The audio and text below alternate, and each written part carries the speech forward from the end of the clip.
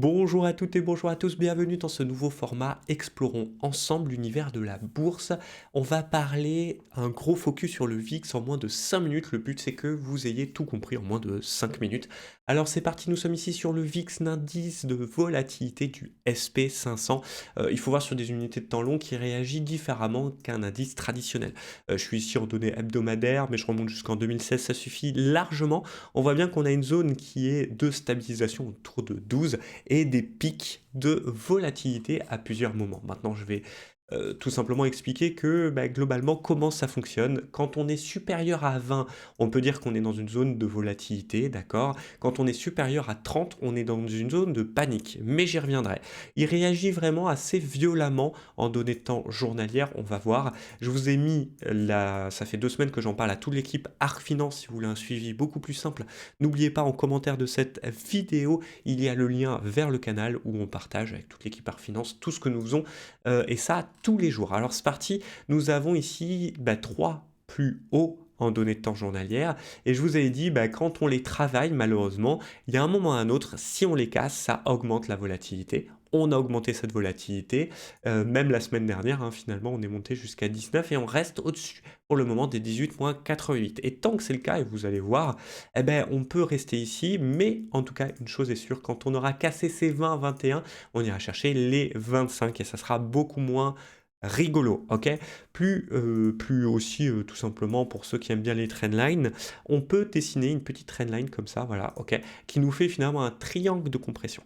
Globalement, si on reste ici, et ça peut durer quelques jours, mais qu'on casse les 21, 20, ouais, 21, 22, on ira sur les 25. Ok, ça sera pas encore dramatique, mais ça sera un premier step, c'est-à-dire qu'arrivé sur les 25, on pourra retracer, il n'y a pas de souci. D'accord, globalement. Par contre, si on s'installe à 25 et au-dessus de 25, eh ben là, ça craint un petit peu plus. Ça, c'est le premier scénario.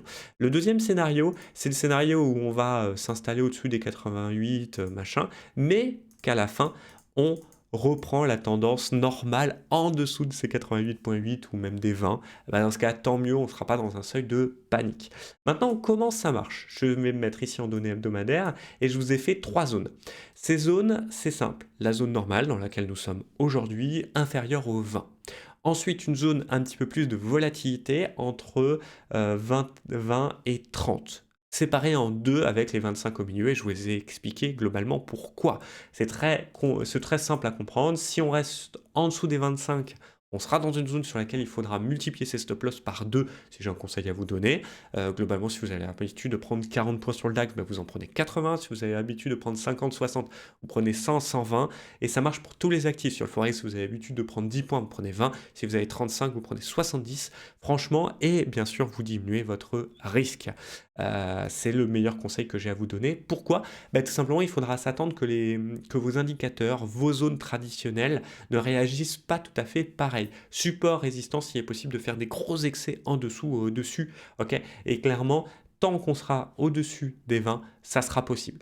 Pourquoi les 25? Tout simplement, c'est que si on s'installe naturellement au-dessus des 25, il y a fort à parier qu'on reste quelques semaines au-dessus des 25, alors que si on est en dessous des 25, il y a fort à parier qu'on reste que quelques jours en dessous des 25. Voilà la notion, quelques jours à quelques semaines. C'est quand même pas la même chose.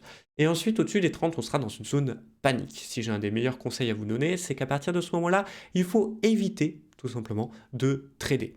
Franchement. Par contre, pour des investissements, je dis pas que c'est le moins, enfin que c'est le moment le moins intéressant, même au contraire, parce que du coup, il y a fort à parier que si les indices corrigent, les actions corrigent, et donc on pourra s'intéresser à des portefeuilles d'investissement, clairement, quand on arrive dans ces zones-là. Donc, si vous êtes swing trader ou investisseur, c'est une très bonne zone à garder pour justement voir comment on réagit sur nos investissements. Et si vous êtes trader, faites attention, si vraiment vous voulez trader, vous multipliez vos stop-loss par 3, même démonstration qu'habituelle, et bien sûr, tout simplement, on y va plus doucement sur les zones. C'est pas là, contrairement à ce qu'on pense, le piège, c'est de penser qu'on est dans une zone sur laquelle on va gagner beaucoup d'argent. Sur ce, j'espère que vous avez aimé ce nouveau format. N'hésitez pas à liker, vous abonner, partager autour de vous. Et on se retrouve très rapidement pour une nouvelle vidéo. Allez, ciao!